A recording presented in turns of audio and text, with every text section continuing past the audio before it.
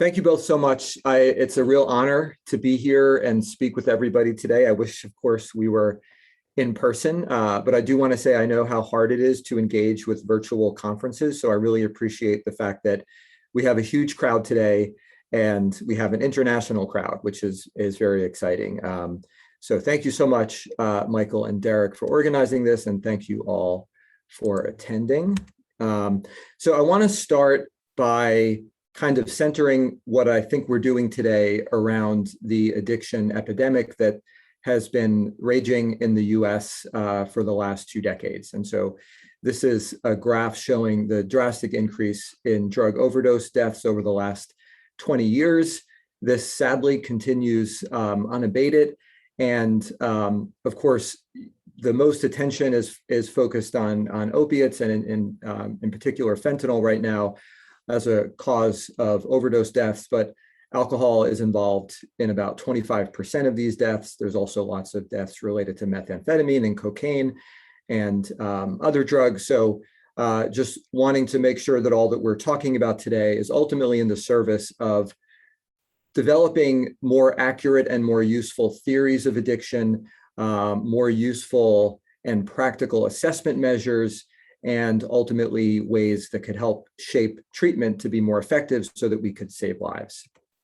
So with that said, I will start by providing an overview of behavioral economic or reinforcer pathology models of drug and alcohol use. So these are also referred to as behavioral choice models, right? So the idea here is not that people are making a conscious choice to use drugs or to develop a drug use disorder, but instead that over time, people decide to use drugs or engage in any other activity based on the cost-benefit ratio of whatever the activity is relative to other available activities. And so the extent to which people will decide to use drugs is based in part on the price of drugs. And by price, we mean both monetary price, but also the effort price or the opportunity cost of using drugs. Another primary factor within these models is the delay to the reward. So drug use is about choice, but there's a characteristic difference in the delay to which we experience drug reward versus many alternative rewards, with drug reward coming relatively immediately and many alternative rewards being delayed in time and being sort of dependent on patterns of behavior to experience those benefits. So that delay to reward and the sensitivity to delay is a critical factor and individual difference variable that predicts drug use. The other part that's central to these theories is the availability and value of alternative sources of reward. We're not going to talk a lot about this today, but I do want to just spend a minute or two because I think this is one part of behavioral economics that is relatively overlooked in the literature, in part because it's more difficult to quantify, but it's central in terms of the theoretical and the basic laboratory research foundation for this theory. And so this idea of alternatives influencing addiction starts with laboratory research dating back 30 or 40 years now that showed that animals who are raised and reared in deprived environments tend to self-administer drugs at higher rates than those animals who are in enriched environments. And this is one study just indicating that the mere presence of a running wheel in a cage where there's an option to either use that running wheel or use drugs, the presence of the running wheel reduces methamphetamine self-administration in these mice, right? So that's one simple alternative that's been kind of robustly replicated across a number of different studies. And of course, reward deprivation among humans looks different, right? But we see lots of examples of deprivation in our society, ranging from obvious things like poverty, also to things like discrimination, racism, environments that are lacking access to social leisure activities. Mental health conditions make it difficult to access reward. Medical conditions can do the same. Transitions or life events like unemployment, divorce, moving, all of those things reduce our ability to experience reward, and according to behavioral economics, increases the relative value of drug reward. And then, of course, the vicious cycle here is that chronic alcohol and drug use erodes our ability to experience natural reward. And so that creates this cycle where over time, after using alcohol and drugs, your brain is less responsive to what were at one point potent alternative rewards, even if they are available. And so I think an important take home here is that addiction is both a brain disease and also a disease of the environment. And I think there is a lot of untapped potential for prevention and treatment work that focuses on both quantifying the environment, but also modifying the environment. This is some recent epidemiological data that links various indices of environmental deprivation with the prevalence of overdose deaths. And this is on a zip code basis. So if drugs are more available based on per capita opiate prescribing, and you have these various indices of deprivation, lots of a high percentage of the population not married, not working, lower four-year degree attainment. All of these things are risk factors for overdose deaths. So lots of support for this. And then, so then what is addiction, right? Most simply from this model, addiction is a condition where the value of drugs exceeds the value of alternatives, right? And by drug value, we mean both the pharmacological direct effects of drugs, but also the secondary social benefits, right? So there are a lot of social benefits that come with drug use in terms of social facilitation. Even people with very severe drug use disorders often have close bonds with other people who are using drugs.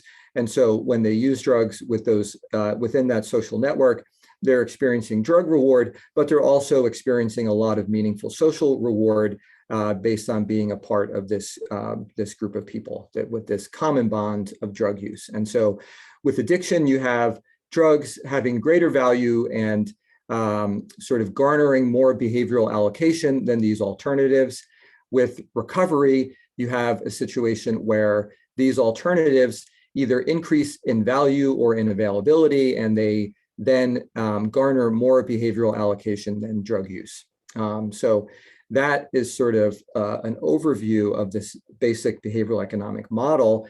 And of course, today we'll be talking about demand, which is a measure of alcohol or drug value. I'm going to focus mostly on alcohol demand.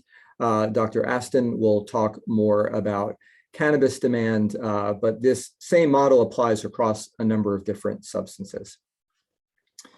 Another element of this model is the idea, as I mentioned before, that when you think about the choice between drug reward, which here is indicated with the red curve, versus alternative drug-free reward, there's a characteristic temporal element that that sort of undergirds these choices. And so that is the fact that in the short term, drugs produce very potent sort of neurochemically mediated reward that is immediate and extremely reliable, right? You experience it right away as soon as you smoke that cigarette or joint or drink alcohol or whatever it might be.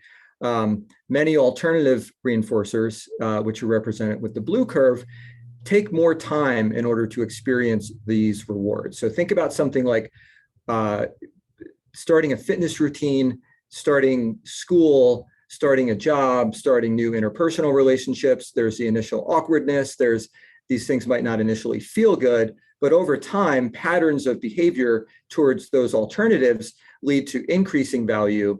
At the same time, for many people, patterns of drug use over time will lead to diminished value, right? And again, the vicious cycle is that if you're engaging in drug use, you're also indirectly undermining the value of alternatives, either by the sort of neural effects of drug use on suppressing the ability to experience reward, but also based on the fact that drugs, in part because of their legal status, often undermine our ability to experience other elements of reward in society. So this reinforcer pathology model highlights the fact that these choices between drugs and alternatives have a critical temporal element.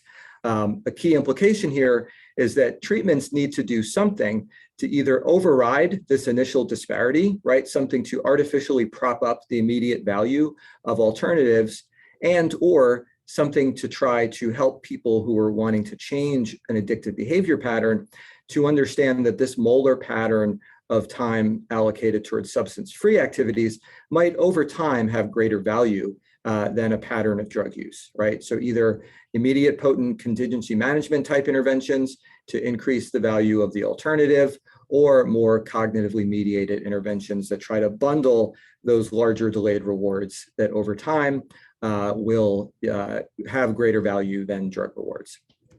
So that brings us back to demand, which is one of, I think, three general categories of behavioral economic indices of alcohol or drug use severity. So demand is a measure of what we call reinforcing efficacy or value, right? Individual differences in the extent to which an individual wants or values a substance. So demand provides a dynamic sort of snapshot of how valuable is that drug right now, right? There's other measures that provide more aggregate molar measures of value. And those are measures that look at how much recent behavior you allocate towards drinking or using drugs compared to other activities, and how much you enjoy those two categories of activities. Or measures of relative monetary allocation to drugs versus alternatives, pioneered by Jaley Tucker and Rudy Vucinic. All of these are more molar ways. They're a little more challenging to measure, but they also get at sort of drug or alcohol value. Demand curves provide a really convenient snapshot and dynamic, which is important, and we'll get to that in a few minutes, measure of how much you value drugs.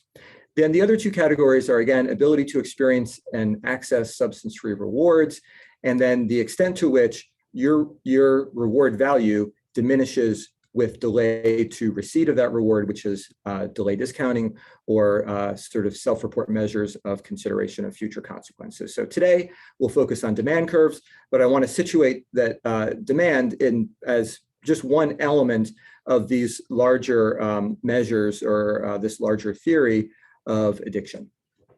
So the demand curve approach started with basic laboratory research that began 30 or 40 years ago, pioneered by Steve Hirsch and others, where they were interested in looking at differences across drugs in their reinforcing efficacy. So this is a study by Winger and Hirsch that looked at demand for three different NMDA antagonists, ketamine, PCP, and diazoclopine.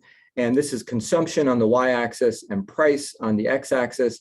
And what you could see is these three compounds are different, right? So ketamine has the most reinforcing efficacy because even as price increases, you still have high levels of consumption all the way up to the highest price.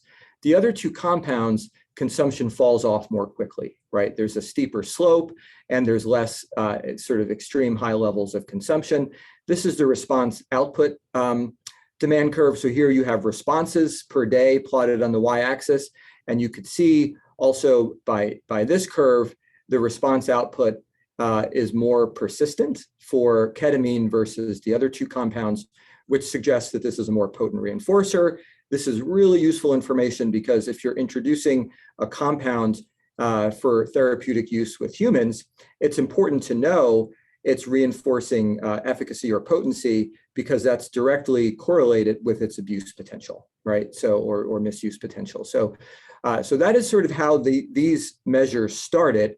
I think the first person to take this and say, let's look at a self-report of this that could be used with humans outside of the lab was Eric Jacobs and Warren Bickel. They did that with cigarette and heroin purchases. And then James McKillop and I used this alcohol purchase task to try to quantify individual differences in alcohol demand. And so here with these purchase tasks, the goal is to quantify individual differences in reinforcing efficacy across people, and also, like with the original lab studies, to identify the impact of contextual manipulations on demand. Of course, it's much easier when you have a hypothetical scenario to explore a wide range of contextual influences, both price, but also other situational influences that would either be infeasible or unethical to do in a laboratory paradigm, where with humans, you're really limited in the doses of alcohol you could administer or other drugs, and you're really limited in the extent to which you could really manipulate real world elements of context, right? That can be done in some lab paradigms, but it is much more feasible when you're using these hypothetical approaches. So this first iteration of the alcohol purchase task, when I was starting my dissertation research way back in 2003, I had read a lot of the lab studies on demand, and I read the Jacobson-Bickel paper, and I said, let me try to develop an alcohol purchase task measure that I could put in my baseline measures for what was a clinical trial of young adults completing a brief motivational alcohol intervention, with the idea that maybe their demand on this measure might predict their outcomes. And so that was sort of the genesis of this. And as I'll share later, it turned out that measure did exactly what I had hoped that it would do. So this is the basic alcohol purchase task, where you provide a scenario. And as Michael will talk about in his presentation, there are a number of different scenarios you could use. This is one that works well with college students because it replicates sort of the context in which they often drink. And you provide a range of prices, and you ask people how many drinks they would purchase and consume across these prices.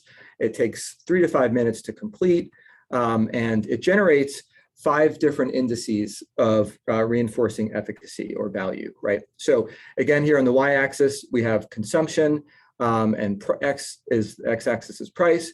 Down here, you have the response output curve. Here, instead of with animals, it was actual behavioral responses. Here, it's expenditures, right? And price. And so to get these expenditures, you're simply multiplying price by consumption.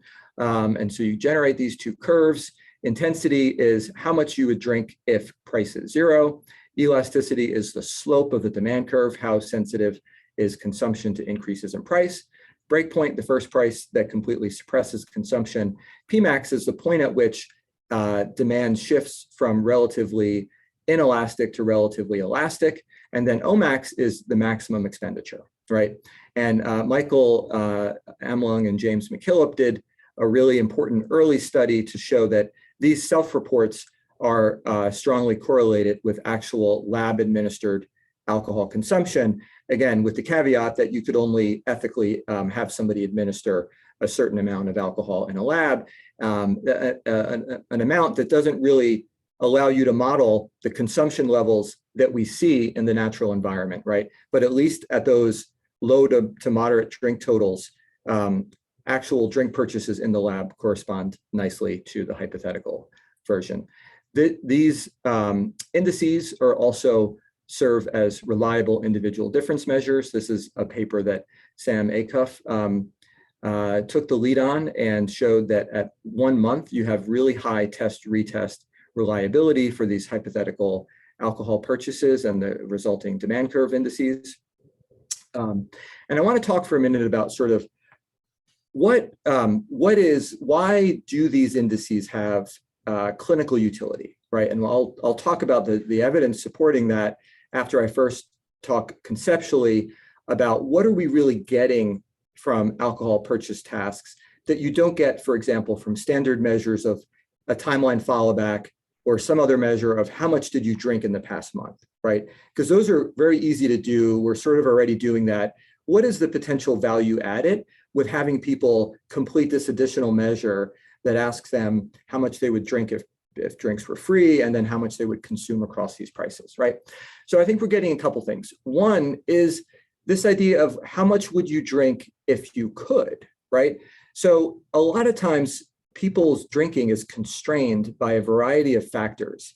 And so if we ask about past month or even past year drinking, we don't know what variables might be constraining that person's drinking. For example, people are under 21, they might not be able to drink legally. We've used this with folks in the military who are not able to report alcohol consumption, right? Because it's illegal in the military in certain settings if you're under 21. People might not have had the opportunity to drink. There might have been financial constraints, right? Maybe people didn't have the opportunity to have very low cost alcohol, right? But maybe in a few months they will, right? And so this this sort of clean measure of what you would want to do that's independent of all the contextual factors that might have influenced your recent drinking, might give you more of a pure measure of sort of your motivation to drink if it wasn't constrained. So I think that's part of what we're getting here, similar to measures of intention, right? But our experience is that these measures, these demand measures, predict a little better than the traditional measures of drinking intentions. They provide more nuanced information, right?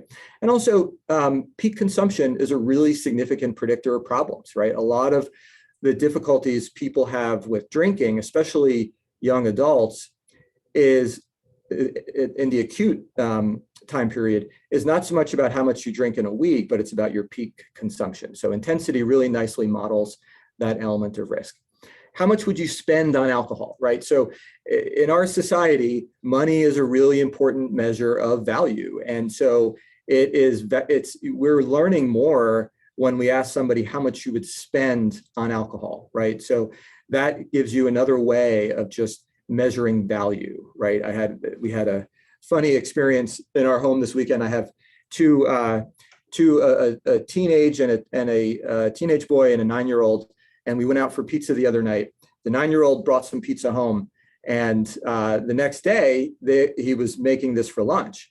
And our 14-year-old loves pizza, and he actually offered to pay. He said, "I'll give you $5 for your leftover pizza," right?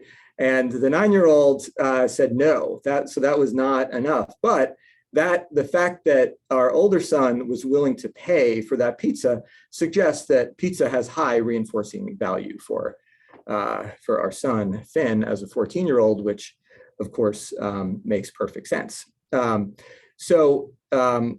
This OMAX measure, right, it's implicit because you're not asking somebody to tally that total themselves. You're just saying, how many drinks would you purchase across these prices?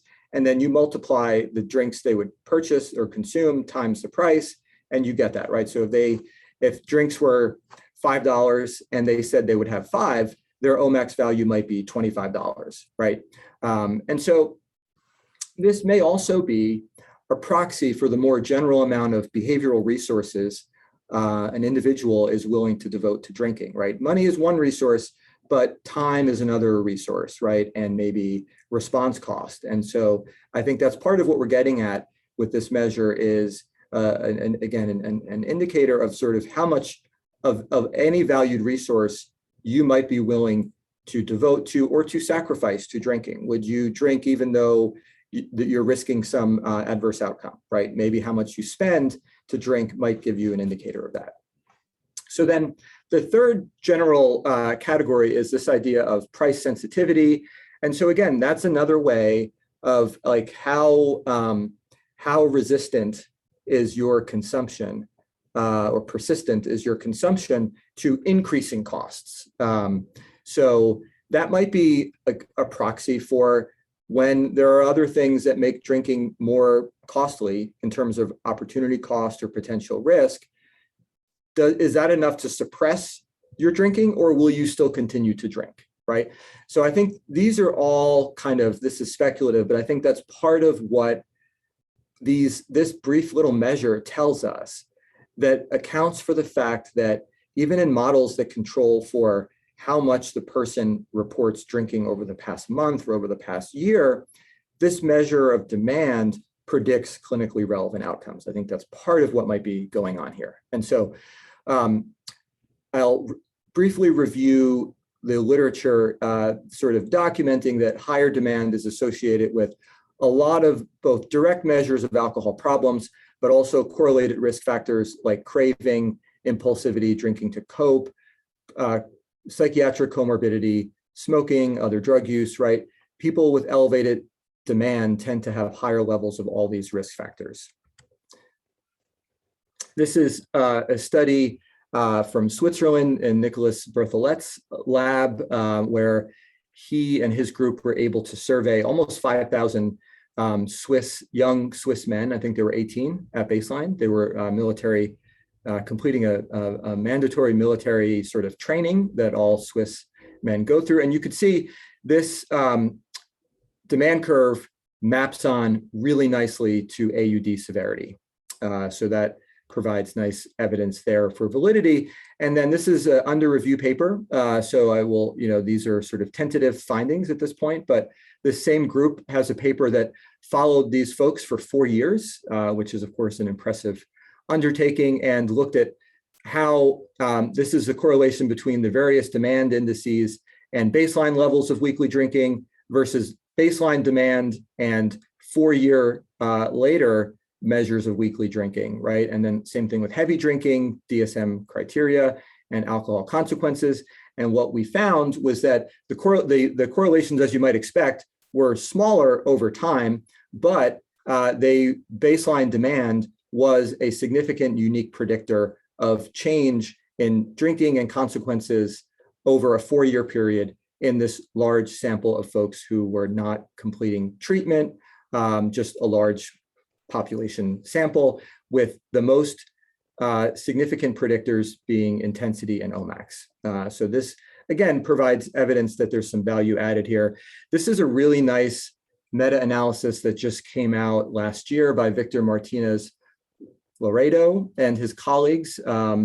And essentially, this summarizes the magnitude of association between the various demand indices and alcohol problems. They also include heavy drinking in the paper, but I'm going to focus here on alcohol problems. And this is the meta-analytic effect size. You can see intensity has a pretty robust small to moderate association with alcohol across all these studies. Omax, slightly smaller, but also significant. Breakpoint and elasticity, smaller still, but still significant. Note elasticity is in the other direction because having less elastic demand is the risk factor. And then Pmax was extremely small, significant given the large sample, but a very marginal, probably negligible unique effect in terms of these associations. So I think that paper meta-analysis is sort of a go-to source for people interested in this area. There's also evidence outside of predicting general levels of problems in DSM symptoms. Jenny Teeters and others, including Michael Amlung and Dennis McCarthy, have found that elevated demand uniquely predicts specific important risk behaviors like drinking and driving, right? And even after you control for recent drinking level, those young adult heavy drinkers who report elevated alcohol demand are more likely to also report drinking and driving compared to those who don't report drinking and driving, right? So this gets at this idea that maybe this elevated value of alcohol tells you something about an individual's propensity for specific risk behaviors beyond just asking them about how much they drank of late. Folks who report heavy drinking along with psychiatric comorbidities such as depressive symptoms or PTSD symptoms also report elevated demand. So even controlling for drinking level, if you have depressive symptoms or PTSD, you report elevated demand.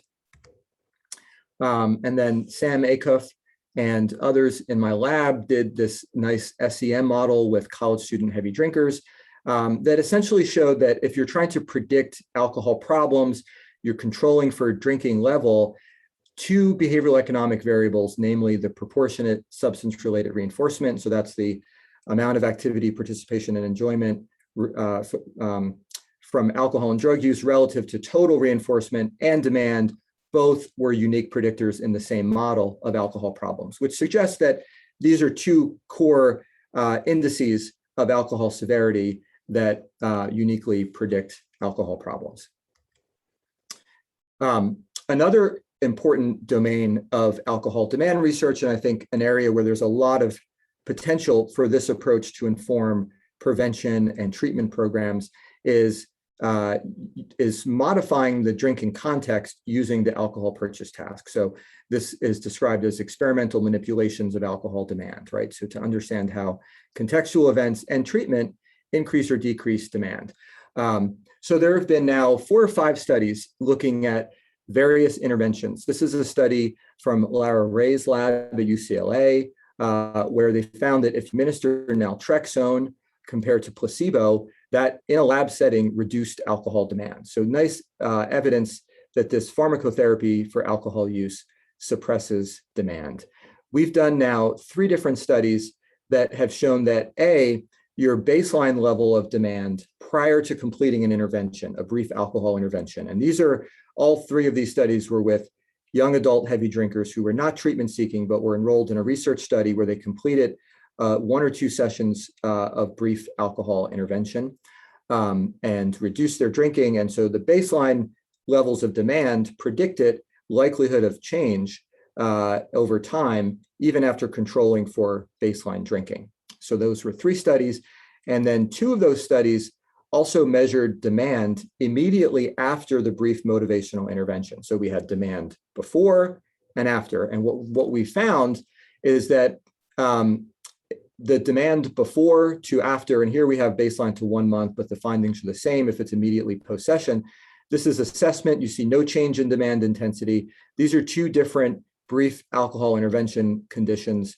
One was a BMI plus relaxation, another plus a behavioral economic substance-free activity session.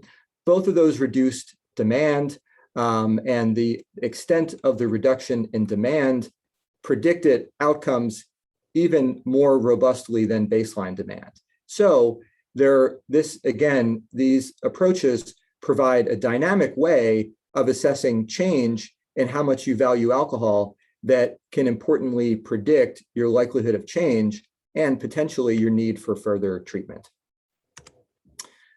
This is a really nice study from Margaret Martinetti's lab, where she found that demand for alcohol is sensitive to the availability of non-alcoholic alternative beverages. This is using both a French sample of college students and a US sample. And you could see the alcohol alone condition has results in greater demand when you have compared to a condition where the participants could choose between alcohol and an alcohol-free beverage, right? So further evidence that alternatives can suppress demand. Those alternatives don't have to be immediately available, right? We've done research, as has Margaret and her group, showing that next day responsibilities, right? So if you give an alcohol purchase task and you say, imagine that you're at this party, you're drinking, and you have no responsibilities the next day, how many drinks would you purchase and consume? You get really high demand, and these are all heavy drinkers at baseline. But if you say, imagine you have a class the next morning, but the teacher is not taking attendance, well, that reduces demand a little bit. Then if you say, imagine you have class the next morning and you've got to take a test, right? That suppresses demand further, right? Margaret's group also found that the class size also influences the extent of reduction in demand as a function of that next day obligation, with smaller classes resulting in a greater suppression of demand, right? So if you're in a scenario where you will likely have to be verbal and responsive and do something, whether it's a test or a small discussion class, your decision-making about drinking is sensitive to that, right? So that's an important sort of proof of concept demonstration. And then there's also evidence that the extent to which you reduce your demand from the no responsibility to the next day test, which is plotted here, is also important. So here we plot people with and without a family history of alcohol problems. This is the percent reduction, right? So a higher percent reduction means your consumption was more sensitive to the next day obligation, right? So you could think of that as somebody who's drinking, they might value alcohol, but if the opportunity cost gets high, their drinking adjusts accordingly. And people without a positive family history were more able to do that, to suppress their drinking when they had a next day exam compared to people with a positive family history, despite the fact that the family history groups did not differ in any of the standard demand indices, which I think is an interesting finding that points to the specific utility of these modified purchase tasks. This is a study that Keenan Joyner, who you'll hear from later, did in my lab, along with Lydia Mashesha, Ashley Denhart, Brian Bersari, Matt Martins, where it's a similar paradigm where you have high opportunity cost demand, that means no responsibility. Sorry, this is low opportunity cost demand, high opportunity cost demand, next day test. And what Keenan found was that The indices derived from the high opportunity cost demand were uniquely associated with more severe drinking, meaning weekday drinking on the DDQ, or with less frequent, more severe consequences on the YAC. You could see these are the standardized beta, so sort of the strength of association. And the standard demand curve, this, if you had nothing to do, indices, they were really correlated with what we called mild, that's more weekend drinking. They were less correlated with the weekday drinking. And also they were, the low opportunity cost demand was less uniquely predictive of severe drinking. So again, a nice application of this approach here. And then Sam Acuff looked at data from our lab with a large sample of young adults recruited from the Memphis community, and found that your drinking network, so this is folks, these were all heavy drinkers, but their social networks differed with the number of binge drinkers in their network, with those who had 0 binge drinking friends had the lowest demand, 2 binge drinking friends had intermediate demand, and those with 4 or more binge drinking friends had elevated demand. And you see the response output is similar. So again, showing the influence of social context on alcohol demand. Sam and Catherine Soltis-J also did a really novel study where they administered a demand curve to ask people to imagine their consumption when they were by themselves, right? Like this sad little madmen down here, and you get lower consumption versus the social APT, you get elevated consumption. And solitary demand, so how much you would drink if you were by yourself, accounted for a unique variance in alcohol consumption and problems in models that controlled for social demand. So again, suggesting there's some unique utility there. And Sam and Michael and Ashley and James and I recently published this meta-analysis in addiction that summarized the extent to which various manipulations either increased or decreased demand. And so, as you could see here, studies that looked at Q exposure consistently increased demand. Studies that induced negative affect increased demand, not quite as much as Q exposure, but still to a significant degree. The greater the value of the alcohol, the greater the demand. And then pharmacotherapies reduced demand, and behavioral interventions also reduced demand. Opportunity cost is the next day responsibility paradigm. So you could see these were sort of consistent with the theory that demand is malleable and is something that is that sort of dynamically fluctuates in response to contextual cues. All right, so I'm going to stop here and summarize so we don't run over. So I think these data suggest that APTs provide a convenient and clinically meaningful tool for measuring strength of motivation or reinforcer efficacy for alcohol and for other drugs. They're associated with unique variance in alcohol risk and problems. They predict change over time, and they're sensitive to intervention effects. I think there's a lot of potential for the APT to be a really useful stepped care measure. So stepped care is when you modify the amount or the nature of the treatment somebody gets based on the outcome. And rather than waiting until the follow-up where you might see that somebody has increased their drinking or relapsed, it is advantageous to be able to measure that likelihood right after the treatment session. And I think that's where you might have unique utility with APTs. Jen Merrill and Liz Aston have done some really nice work with an EMA approach to modeling demand. I know Keenan is doing some of this work right now as well. I'm not sure if he'll talk about that today, but I think there's a lot of potential there. Again, to measure day-to-day fluctuations that might correspond with both risk, but also maybe amenability to treatment. And then again, the modified APTs provide a nice way of quantifying social contextual influences in order to further refine our sort of theoretical models of risk and also identify unique individual level risk factors. So with that, I want to thank all of my funding, largely NIAAA, all of my collaborators in this work over the years, and then 15 years now of Habit Lab graduate students who are responsible for most of the work that I presented. So thanks to all past and present Habit Lab students, and thank you all for your attendance.